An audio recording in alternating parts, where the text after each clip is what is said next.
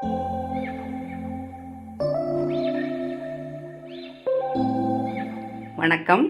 நம்ம ஏற்கனவே ஒரு வீடியோவில் புளியை எப்படி ஸ்டோர் பண்ணலாம், கலர் மாறாமல் வண்டு வராமல் எப்படி ஸ்டோர் பண்ணலான்னு பார்த்தோம்.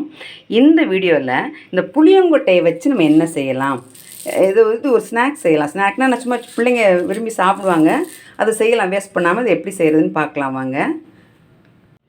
இப்போ இந்த புளியங்கொட்டை வறுக்கிறதுக்கு ரொம்ப அடிகனமான பாத்திரம். இது இரும்பு சட்டி, ரொம்ப கனமாக இருக்குது. இது நம்ம அடுப்பில் வச்சு தான் அந்த புளியங்கொட்டையை வறுக்க போகிறோம். முதல்ல அடுப்பு பற்ற வச்சுக்கலாம். இது ரொம்ப கனமாக இருக்குது, தூக்குறதே கஷ்டமாக இருக்குது, ஒரு கையில் தூக்குறதே கஷ்டமாக இருக்குது. இது மாதிரி இருக்கும்போது வறுத்தா தான் உங்களுக்கு நல்லா ஒத்து வறுபடும். இப்போ சட்டி கொஞ்சம் சூடேறிட்டேன்னா, ரொம்ப வெயிட்டாக இருக்கு இல்லையா, சூடேற நேரம் ஆகும். கொஞ்சம் சூடேறட்டும். இப்போது சட்டி நல்லா சூடேறிடுச்சு. இது சட்டி பெருசாக இருக்கிறதுனால நம்ம பூராவுமே ஒன்றாவே கொட்டிடலாம். பூரா புளியங்கொட்டையவும் நம்ம ஒன்றா கொட்டிடலாம். இப்போ உங்களுக்கு கலர் தெரியும்னு நினைக்கிறேன். இது வறுத்தப்புறம் கலர் மாறும், கொஞ்சம் கருப்பாயிரும். கருப்பாகவும் வெடிக்கும். அதுதான் நமக்கு இறக்கிறதுக்கான நேரம். நம்ம அதை முதல்ல வறுத்துக்குவோம்.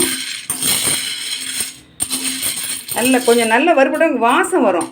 அந்த வாசம் நம்ம எடுத்து கொட்டிடலாம். நம்ம சாதாரண புளியங்கொட்டை தானே அப்படின்னு நினைப்போம். ஆனால் ஏகப்பட்ட சத்துக்கள் இருக்குது, நமக்கு தெரியல. நம்ம பாதி பேர் விலைக்கு வாங்கினாலும் புளியங்கொட்டை கிடைக்கிறதுக்கே வாய்ப்பு இல்லை. இப்போ நாங்கள் இந்த மாதிரி வாங்கினதுனால, வீட்டிலே உடச்சி குத்துனதுனால கொட்டை இருக்குது, நான் செய்கிறேன். இதில் என்னென்ன சத்துக்கள் இருக்குது அப்படின்னா, protein, iron, calcium, antioxidant, எல்லாம் மாவுச்சத்து நிறைய இருக்குது இதில். இது உடம்புக்கு ரொம்ப நல்லது. அந்த காலத்துல எல்லாம் பாதாம் பருப்பு, பிஸ்தா பருப்பு மாதிரி இதை ஒரு பருப்பாக சாப்பிட்ருக்காங்க. இது நிறைய மருத்துவ குணம் உடையது. எப்படின்னா, இதை சாப்பிட்டா உடல் ரொம்ப வலிமையாகுமா, அது மாதிரி நல்ல சக்தி கிடைக்கும் அப்படிங்கிறாங்க. நமக்கு சிலருக்கு பித்தம் இருக்குது, தலை அடிக்கடி சுற்றுதும்பாங்க. அந்த மாதிரி உள்ளவங்களாம் அதை அடிக்கடி சாப்பிட்லாம். அது மாதிரி இந்த வெயில் சீசனுக்கு நிறைய பேர் நீர்க்கடுப்புன்னு சொல்லுவாங்க, அதுக்கு இது சாப்பிட்லாம். ரெண்டாவது, இது கேன்சருக்கு நல்லது, கேன்சரை மட்டுப்படுத்தும், மூளை வளர்ச்சிக்கு ரொம்ப நல்லது, சர்க்கரை வியாதியை கட்டுப்படுத்தும். இன்னும் நிறைய சொல்லிக்கிட்டே போகலாம். அதோடைய அருமை அவ்வளோ இருக்குது. மலச்சிக்கலுக்கு ரொம்ப நல்லது. சாப்பிட்டோம்னாக்கா மலச்சிக்கலே வராது. நல்ல ஜீரணமாகணும். சாப்பிட்ற சாப்பாடு நல்ல ஜீரணமாகும். நம்ம உடம்புல உள்ள கெட்ட கொலஸ்ட்ராலை குறைக்கும். இப்படி நிறைய சொல்லிகிட்டே போகலாம். இதை நம்ம வறுத்துட்டு பார்க்கலாம். எப்படி செய்கிறது, என்ன செய்கிறதுங்கிறத பார்ப்போம். இப்போ தான் லேசாக கலர் மாறி இருக்குது. இது எப்படி ஒரு 1/4 மணி நேரமாவது ஆகும். நல்ல ஸ்மெல் வர ஆரம்பிச்சிருச்சு. இப்போ தான் வெடிக்க ஆரம்பிக்குது. உங்களுக்கு சத்தம் கேட்குதா?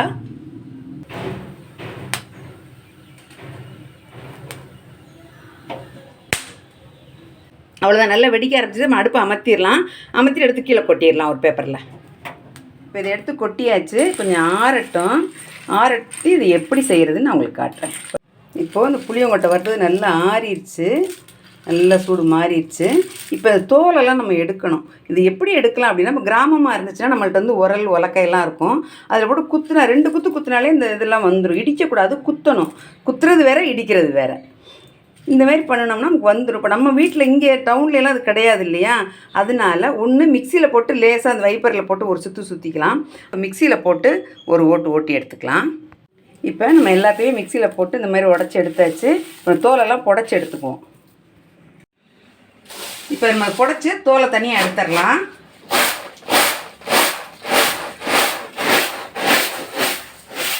பார்த்தீங்களா, அழகாக வந்துருச்சு பாருங்கள். இந்த மாதிரி தோலெல்லாம் தனியாக வந்துடும், இந்த மாதிரி கொட்டை தனியாக வந்துடும். இப்போ நம்ம தோலை பூரா வெளியில் தள்ளி விட்டுருவோம்.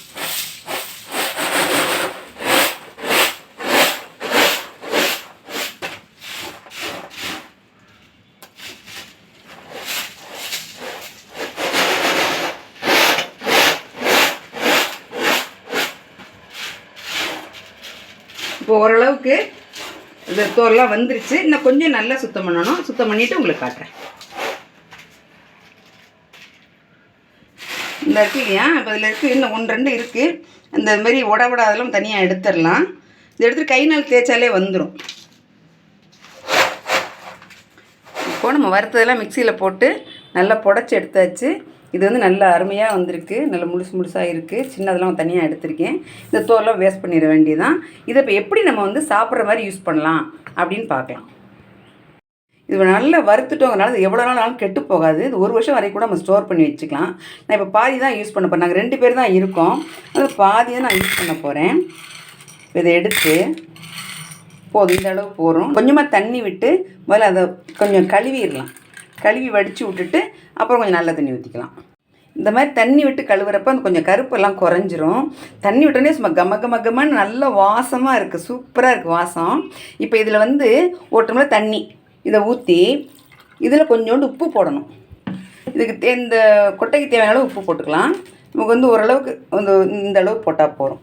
இதில் போட்டுட்டு இது வந்து ஒரு ஹோல் நைட், அதாவது ஒரு 8 மணி நேரம் 10 மணி நேரம் 15 மணி நேரம் வச்சாலும் தப்பு இல்லை. ஓரளவுக்கு தான் அது ஊறும், அதுக்கு மேலே ஊறாது. இப்போ ஊற வைக்கிறேன். காலையில் இதை எடுத்து பார்ப்போம். ஃபுல் நைட் அப்படியே தண்ணிக்குள்ளே இருக்கணும். நாளைக்கு இதை எடுத்து பார்க்கலாம். ரொம்ப டேஸ்ட்டாக இருக்கும் சாப்பிட்றதுக்கு. அதாவது நாங்களாம் சின்ன பிள்ளையா இருக்கப்போ இதை எங்கள் வீட்டில் அடிக்கடி செய்வாங்க. அந்த காலத்தில் திருவிழான்னா கூத்து நடக்கும். அப்போ அந்த வள்ளி திருமணம், பவளக்கொடி, ஹரிச்சந்திரா அந்த மாதிரி நாடகம்லாம் போடுவாங்க. அப்போ நாங்கள் என்ன செய்வோம், ஒரு 7-7:30 மணிக்கெலாம் அது முதல் நாள் நைட்டே ஊற வச்சுருவோம். சாயந்தரம் 7 மணிக்கெலாம் இங்கே கூத்துக்கோட்டைக்கு போயிடுவோம். ஆளுக்கு ஒரு பாய், ஒரு போர்வை, இந்த ஊற வச்ச புளியங்கொட்டை எல்லாம் எடுத்துகிட்டு போயிட்டு, ஏன்னா தூக்கம் வராமல் இருக்கணும் அப்படிங்கிறதுக்காக, அந்த ட்ராமாவை பார்க்கணும் முடிச்சுக்கிட்டு இருக்கணுங்கிறக்காக அந்த புளியங்கொட்டை எடுத்துகிட்டு போவோம். அப்போ எல்லாம் தண்ணி பாட்டிலெலாம் கிடையாது. தூக்குச்சட்டிலையோ அல்லது கூஜா இருக்கும், பால் கூஜான்னு சொல்லுவாங்க. அந்த மாதிரி கூஜாலாம் தண்ணியெல்லாம் கொண்டு போய் வச்சுட்டு ட்ராமா பார்ப்போம். இந்த ஸ்மெல் நான் ஸ்மெல் பண்ணும்போதெல்லாம் எனக்கு அந்த பழைய ஞாபகம் வருது. எவ்வளோலாம் நம்ம என்ஜாய் பண்ணியிருக்கோம். இப்போ இருக்க பிள்ளைங்களாம் அதெல்லாம் ரொம்ப மிஸ் பண்ணுறாங்களோன்னு நான் நினைக்கிறேன். சும்மா அப்படி சாப்பிட வேண்டியதான். நம்ம புட்டு செய்யணும்னு நினச்சா அதையும் செய்யலாம். அது நாளைக்கு நான் எப்படி செய்யணும்னு செஞ்சு காட்டுறேன். இப்போ நைட்டு போட்டிருக்கோம். நாளைக்கு காலையில் இதை எடுத்து பார்த்துட்டு இதில் எப்படி புட்டு செய்யலாம் அப்படின்னு நான் உங்களுக்கு சொல்கிறேன். இப்போ நம்ம நேற்று இந்த புளியங்கொட்டையை உப்பு போட்டு ஊற வச்சோம் இல்லையா, அதை பார்க்கலாம்.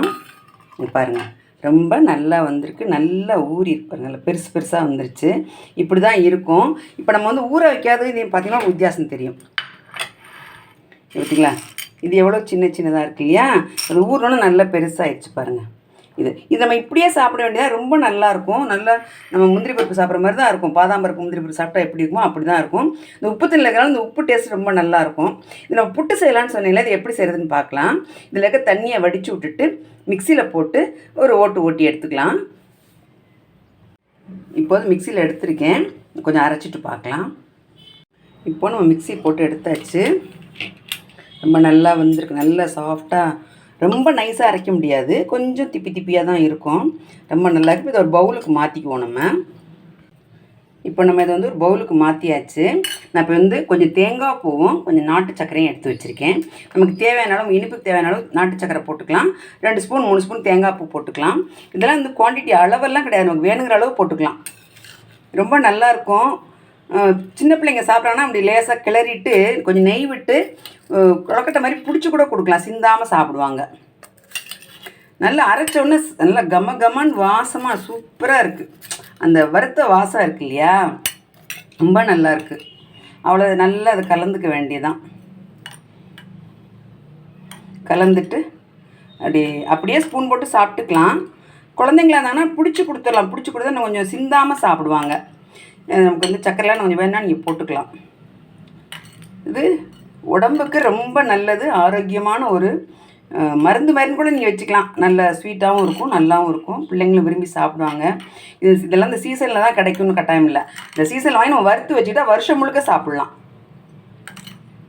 ஸ்டோர் பண்ணிக்கலாம். நம்ம ஊற போட்டாலும் 3/4 போட்டுட்டேன். இப்போ கொஞ்சோண்டு எடுத்து வச்சுக்க, சும்மா சாப்பிட்டு பார்க்கலாம். ரொம்ப நல்லா இருக்குது, சாப்பிட்டேன் நான், ரொம்ப நல்லா இருக்குது. இதுவே நீங்களும் செஞ்சு பாருங்கள். பிடிச்சதா லைக் பண்ணி கமெண்ட் பண்ணுங்கள். தேங்க்யூ.